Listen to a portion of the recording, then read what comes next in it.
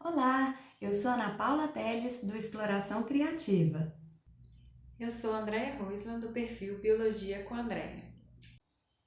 Se você quer inspiração para aumentar o protagonismo dos estudantes, vem com a gente que esse vídeo é para você. E não se esqueça, já se inscreve no canal, ative as notificações e deixe o seu like.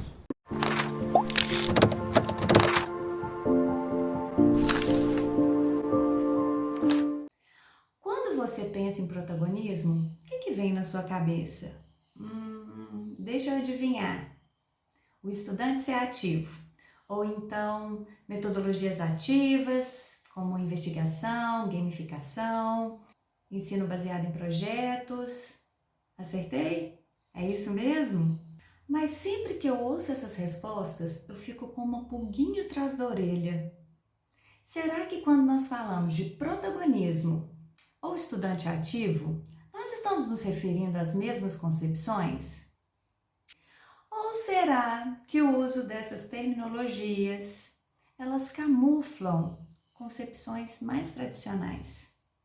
Vem comigo que eu vou te mostrar alguns exemplos para a gente alinhar as nossas ideias. Observe esse exemplo 1. É uma atividade de laboratório ou uma atividade prática que poderia ser realizada dentro de sala de aula, mas é uma atividade prática. Normalmente todo mundo acha que a atividade prática envolve o aluno ser ativo e protagonista. Vamos ver se é assim mesmo? Presta atenção. Esse é o roteiro dessa aula prática que envolve uma mexerica. Aí olha só como que está no texto do roteiro. Descasque a mexerica, coloque-a na boca, mastigue e descreva o sabor. Amargo, doce, salgado ou azedo? Faça um desenho da língua semelhante ao livro na página 98 e colore as regiões correspondentes ao sabor da mexerica que você degustou. Agora vamos ver a mesma aula prática com um roteiro um pouco diferente. Vamos ver quais as implicações dessas diferenças? Presta atenção, olha o exemplo 2. O procedimento: descasque a mexerica. Tampe o nariz, mantenha tampado até um pouco depois de engolir. Coloque na boca, mastigue e descreva o sabor. Repita o procedimento anterior, mantendo o nariz destampado durante todo o processo e descreva o sabor. Existe diferença entre o sabor da mexerica antes e depois de tampar o nariz?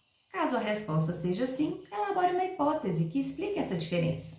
Agora a última questão. Compare com outros grupos a hipótese do seu grupo. Qual das hipóteses você considera mais plausível e por quê? Assim como no primeiro vídeo dessa série, Por Onde Começar a Inovar na Educação, você não viu ainda? Vou deixar o card aqui, você dá um pulinho lá e assiste, tá bom? Nós vamos fazer a análise das semelhanças e diferenças entre esses dois exemplos. Quais são as semelhanças entre esses exemplos? Pensa aí um pouquinho. Nos dois, os estudantes estão ativos. Será? Depende do que a gente define como ativo. Se a gente pensar que estar ativo é estar manuseando coisas, né, colocando a mão na massa, como algumas pessoas dizem, nos dois casos, os estudantes estão ativos, porque eles que pegam a mexerica, eles que vão descascar, eles que vão mastigar, eles que vão descrever e fazer as anotações no roteiro. Então, talvez eles estariam ativos. Mas e se a gente pensar em relação ao conhecimento? Nos dois casos, será que eles estão ativos? No primeiro exemplo, não. Presta atenção. Mesmo que houvesse alguma variação de respostas, o que é o importante da questão? É saber se o aluno consegue representar adequadamente o desenho da língua de acordo com o livro. Então, nesse caso, por mais que eles estivessem ativos, pensando do ponto de vista de manusear coisas, em relação ao conhecimento, a autoridade está no livro. E o papel do estudante, nesse caso, é assimilar esse conhecimento de forma passiva. Vamos então refletir um pouco mais sobre esse segundo exemplo de atividade. Observe que a forma como o professor vai mediar as interações para construir a resposta coletivamente é que vai fazer diferença se essa atividade vai ser mais tradicional ou mais inovadora. Então, se o professor simplesmente dá a resposta, você vai ter uma aula um pouco mais tradicional. Mas se o professor ele é capaz de fomentar as discussões e debates entre os alunos e construir essa resposta de forma coletiva, ele vai estar contribuindo para tornar a sua aula nessa perspectiva mais inovadora que a gente tem trazido para vocês. Agora, nós vamos avaliar formas possíveis de se discutir o roteiro do experimento apresentado no exemplo 2. Então, imagine o seguinte diálogo entre o professor e os seus estudantes. O professor pergunta: houve diferença no gosto da mexerica com nariz tampado e destampado? Os estudantes respondem: sim. E o professor continua: o que vocês colocaram nas hipóteses? E a Aline responde: o cheiro faz sentir o gosto melhor. E o professor pergunta: tem mais alguma hipótese? Os estudantes respondem: não. E o professor continua: então, ótimo. Olha só, a Aline está falando que o cheiro interfere na nossa percepção do gosto.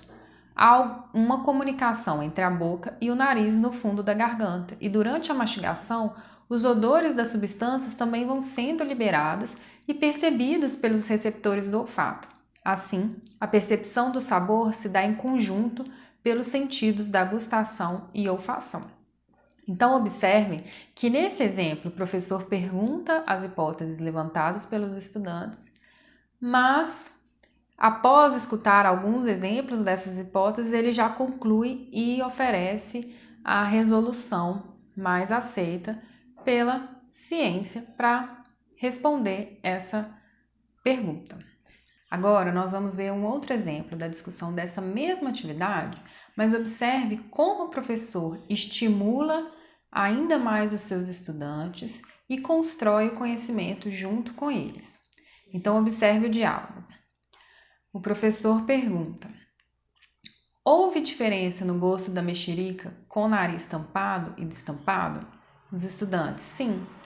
Professor, o que vocês colocaram nas hipóteses? E a Aline responde: o cheiro faz você sentir o gosto melhor. E o professor continua perguntando: como assim? Me explica melhor.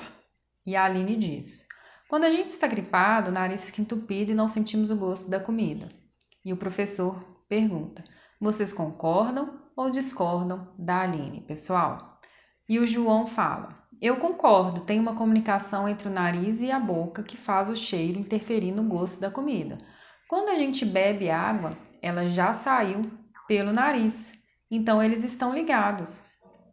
E o professor continua: o João está trazendo evidências de que há uma comunicação entre a boca e o nariz. E a Aline trouxe o outro exemplo de quando o nariz está entupido e não sentimos o gosto direito. Como isso acontece? Como sentimos o cheiro da comida no nariz? Então, reparem que quando o professor traz as ideias da Aline e do João e expõe para as turmas, ele está ajudando os outros estudantes a acompanhar essa discussão e a pensar sobre o que os colegas estão falando. É claro que os desdobramentos dessa discussão dependem de vários fatores e que muitas vezes fogem ao nosso controle, então não tem como a gente planejar muito bem isso. Mas esses fatores podem incluir os conhecimentos prévios dos seus estudantes, o tempo disponível que você tem para desenvolver essa atividade e os seus objetivos de aprendizagem. Então, pode ocorrer que os estudantes tragam todos os elementos que você precisa para construir esse conhecimento. Pode ser também que você, como professor, precise trazer outros exemplos ou inserir alguma imagem para que eles consigam pensar e construir esse conhecimento junto com você. Então, outro exemplo que tem a ver com essa situação seria você perguntar para os seus estudantes se eles já passaram por alguma situação em que eles vomitaram e o conteúdo do vômito saiu tanto pela boca quanto pelo nariz, para que eles pudessem enxergar essa ideia de que existe alguma comunicação entre a boca e o nariz. E além disso, pode ser que você não vai ter o tempo suficiente para fechar a discussão nessa aula. Então você vai ter que pensar numa forma de finalizar a discussão e retomá-la numa aula seguinte. Com isso, eu quero mostrar que podem acontecer várias coisas, existem vários cenários possíveis. E a sua experiência, a sua vivência na sala de aula é que vai te dar pistas de qual é o melhor caminho para você seguir. Mas sempre tenha em mente os objetivos de aprendizagem e onde você quer chegar para facilitar a forma como você vai conduzir essas discussões, mesmo que coisas inesperadas aconteçam. E se elas acontecerem, tá tudo bem, não tem problema nenhum. Então fique tranquilo, porque nós, professores, também estamos em processo de aprendizagem. E aprender a ser mediador, facilitador da aprendizagem, não vai ser imediato. Vai ser também construído a partir da sua prática e da sua vivência como docente. Do mesmo modo, os alunos também não vão aprender a ser protagonistas imediatamente. Quanto mais você expõe eles a interações como essas que nós trouxemos no exemplo 2, mais eles vão compreender como eles devem agir nas atividades que você está trazendo. Então, a nossa dica é que você não fique preso no seu planejamento, porque esse desdobramento da aula, ele pode seguir por caminhos que você não tem como controlar e que você talvez não esteja esperando. Mas planeje antes os exemplos que você pode trazer, as perguntas que você pode fazer para estimular ainda mais essas discussões e também os recursos que você tem disponível para ajudar ainda mais os estudantes a construírem esse conhecimento e que podem te ajudar a sistematizar as ideias, os conceitos que você quer que eles aprendam. Quando estimulamos a construção do conhecimento, como a gente mostrou para vocês no exemplo 2, não significa que mostrar para os estudantes os conteúdos, os conceitos historicamente construídos pela sua disciplina não seja importante. Pelo contrário, nós também devemos introduzir os estudantes na cultura do conhecimento da nossa área. Mas perceba que é possível você construir as ideias junto com os estudantes a partir do que eles trazem de conhecimento para você. Para te ajudar nesse processo de construção do conhecimento, tente fazer esse exercício de trazer as ideias dos estudantes, expor para a turma, devolver para eles com novas perguntas, perguntem se eles concordam com o colega ou não, para que eles tenham esse hábito, inclusive, de selecionar ideias ou não que eles acham que façam mais sentido à pergunta inicial. A gente sabe também que nem sempre é possível construir o conhecimento com os estudantes nesse formato que a gente apresentou. Muitas vezes, o professor vai ter que apresentar o conceito pronto para o estudante. Mas nessas situações, use de estratégias para engajar os seus estudantes. Você pode fazer isso tentando mostrar a aplicação daquele conteúdo ou instigando, despertando o interesse do estudante para aquele assunto com alguma curiosidade. O que podemos concluir por meio desses dois exemplos é que tornar o aluno protagonista depende muito mais das concepções do professor sobre processos de ensino-aprendizagem e da forma como ele interage com os estudantes. Então, ser protagonista é muito mais que permitir que seu aluno manuseie algum instrumento.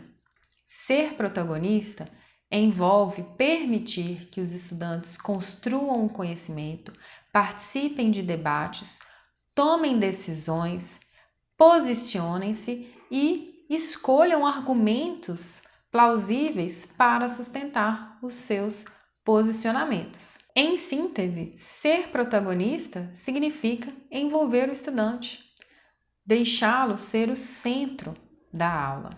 Para tornar o aluno protagonista, hoje a gente conta com uma série de recursos, como as metodologias ativas. Então você pode inserir a gamificação, usar a aprendizagem baseada em problemas ou em projetos, a investigação, a aula invertida. Tudo isso pode contribuir para a transformação das suas aulas e para que você planeje aulas mais inovadoras.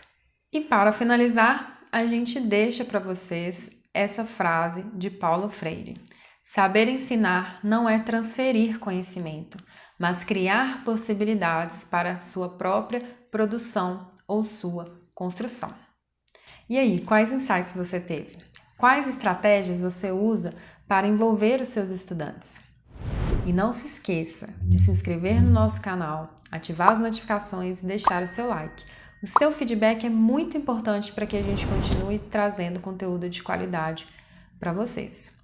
Nos siga também nas nossas redes sociais, lá no Instagram e Facebook, Exploração Criativa e Biologia com Andréia. Até mais! Até mais!